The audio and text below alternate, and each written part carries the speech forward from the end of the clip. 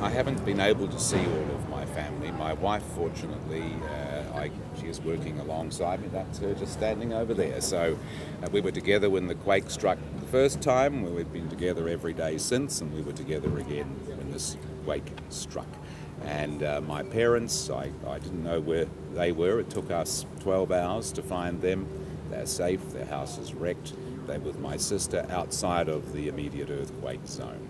My eldest son lives in the city. I have 3 sons. My eldest son, his house is destroyed. He is safe. My grandchildren, his children, are safe. Most of the friends that I have are safe. I have some friends who, at this moment, I know are trapped inside buildings, and that's very disturbing, but that is no different to anybody else in this city. So really you are totally at empathy with everyone who is in your There's no difference between us at this time. I might have an orange jacket on, but I have a heart that beats just the same, and everybody in the city is part of this recovery. It doesn't matter where you are or what you do is important to the recovery right now. We're asking people to organise themselves at a grassroots level in their own communities. This is a time to rediscover community strength. It's a time to remember that we can do more together. And if you're in a street of people, we're saying to you, well, look, don't all go and get water.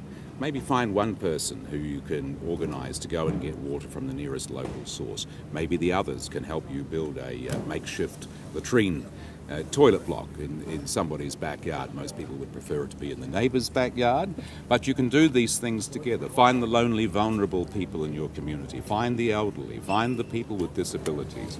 Look after them. It will take us a while to get all of our normal services back. In some cases, many months. But we will be there, making sure there is food, making sure there is water, putting the power back on as quickly as we can, bringing portable toilet facilities into the areas as we gather this around from the different parts of the province and the country, and we're there for our people. In terms of the water, how quickly do you hope that it will be back on? Well, that's right now is a big question. Water is a great priority, and I don't have any water at home. I can tell you what a priority it will be to get it. I don't have power, and so all we know is we want to do it as quickly as possible. And so parallel to bringing in the additional supplies and tankering that in and setting up depots right across the city for people to get water and support, we are out there analysing the pipes, fixing the obvious breakages up in an effort to bring water back to our communities, but I have no idea how long that will take. With electricity, around 40% of the city was reconnected by last night. I'm hoping that we'll get another major update today.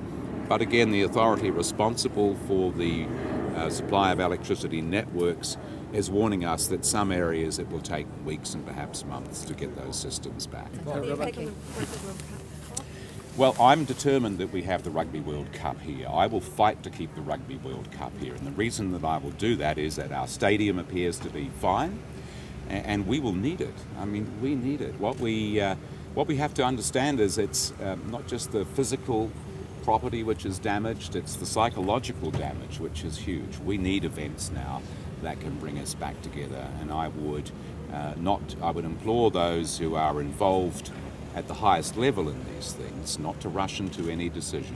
I will fight for the Rugby World Cup. I believe our people will. We will want to have this event. We will need to be able to have something to enjoy like this, and it's a very important psychological issue for my city.